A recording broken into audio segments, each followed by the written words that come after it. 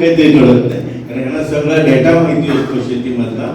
बरं, कोकणाच्या बाबतीत माझी अडचण आणखी आहे, कारण कोकणात काय काय झालं हे आधीपासूनच त्यांना माहिती असतं. मला म्हणतात ते आधी ऐकून घेतात की मला बऱ्याच म्हणतात ते मला माहिती आहे, मी त्यावेळेला ते बघितलेलं होतं, आता तिथे लावलेल्या झाडाचं काय झालं ते मला सांगा.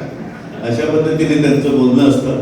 आज आपल्या समोर आहे साहेब, प्रत्येक 2-3 गोष्टी आपल्या बोलणं झालेल्या आहेत, मी ऑलरेडी आपल्याला सांगितलेलं आहे. फणस संशोधन केंद्राचाही एक प्रोजेक्ट आपला पेंडिंग आहे, जे आपण लांजाला करायचं म्हणून आम्ही 30 एकर जागा त्याच्यासाठी ठेवलेली आहे. तात्पुरतं आम्ही पेंडिंग मागितलेलं आहे.